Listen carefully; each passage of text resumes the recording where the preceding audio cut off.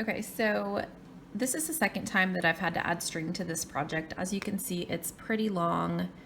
It's a belt strip, so this was about halfway, and I had to add string right here. So I did video it. I didn't like how I explained it. My words were really jumbled up and I didn't feel like I did a very clear job of explaining. So I am gonna try again and hopefully can teach you guys how I do this. So as you can see, I still have my needle on here. I've got, I don't know, about 6 inches of thread left. You don't want to get it too short because it does get really difficult to tie knots if your string is too short. I've run into that problem many, many times when I was in the learning stages, just of not having enough string to manipulate with my fingers. So what I'm going to do is cut my needle off, and I'm just going to leave this tail. Let me see if I can move it up a little bit so you guys can see that. So I've got this tail. I'm going to take the extra thread off of the needle. I think I can just pull it right off. Okay, and then I'm going to put my needle on my magnet down here so that I don't misplace it.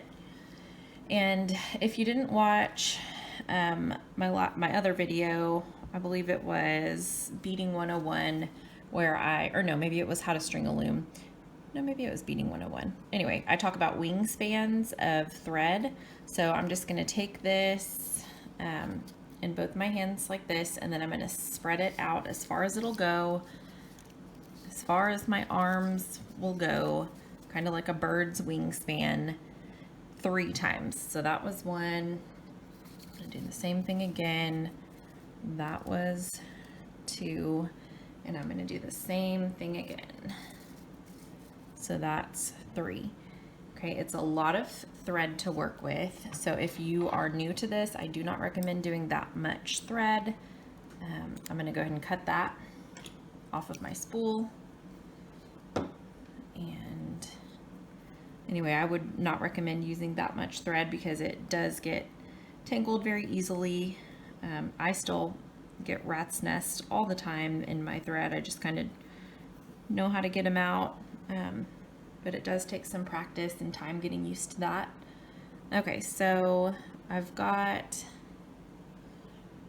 my 2 ends here. I just need one of them for now. Okay, and this is controversial in the beading world. A lot of people disagree with tying knots. A lot of people would have like left this 12 inches long and then kind of woven this in back here and not ever tied a knot and just did this off of tension. I don't do that. You are more than welcome to do it. It works great. I've seen beading projects that do utilize that method and it works fantastically and seamlessly. However, I just don't do that. So I'm going to show you how I tie my knots. And you cannot see the knots in these beads, so it doesn't hurt anything. And I feel like tying a knot for me, for my method, is the best way to go. So I actually tie 3 knots in this, and they've got to be really, really small to fit inside of this bead cavity. So I'm gonna just put the long thread underneath this one that's attached to the beadwork, and I'm just going to kind of loop it around, kind of like oops, my video cut off there. Kind of like how, when you're tying a shoe, like the first part of tying a shoe. So it's just kind of crisscrossed, and then I'm going to take this thread and I'm going to loop it around that one and under to make my knot. Okay, I'm going to pull that tight. Make sure that's not going anywhere. Okay. And then I like to just keep pulling on it and make sure that's, you know, really going to stick. Okay, and then I like to tie one more to this long thread, not the other loose one. And there's not just one way to do this. You can tie your knots and figure it out just however it will hold. But this seems to work pretty well for me. So that's not going anywhere. That's a really solid knot. So what I'm going to do now, I've got these two tails. I'm just going to take my scissors and I'm going to cut them. I like to leave about a centimeter of tail on. Okay, and that's tight, that's not going anywhere.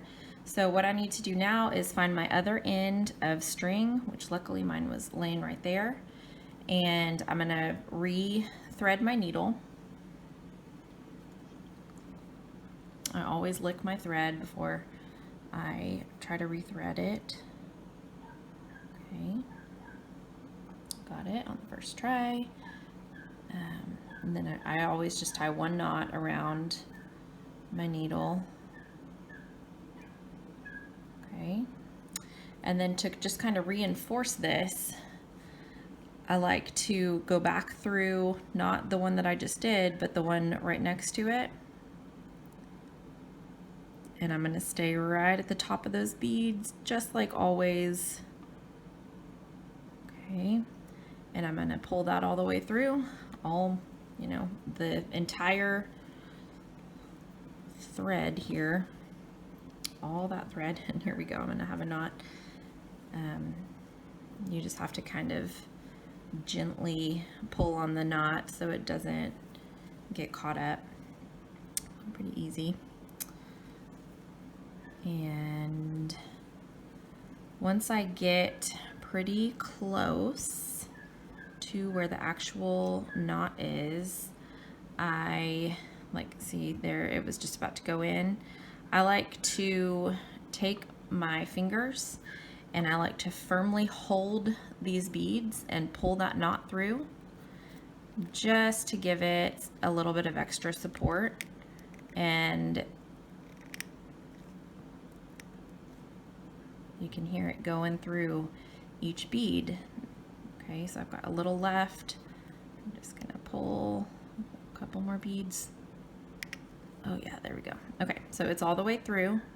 And as you can see, you can't see that knot at all. Okay, I'm gonna straighten this up a little bit. It's very hidden. It's actually inside this third bead right there. So the knot is completely hidden. And then I just go back up through this one, keeping my needle at the top of the inside of those beads, and pull all this through, and I will be ready to keep going with my bead strip. So I hope that that made sense. I hope that that clarified how to add thread to your projects. If you have any questions, don't hesitate to ask me below. I would love to help you. And if you haven't already, please subscribe, stick around. We're going to be doing a lot more beading projects. I think the next thing that I'll do is walk you guys through how to use the bead tool, if y'all are interested in that. So thanks for watching.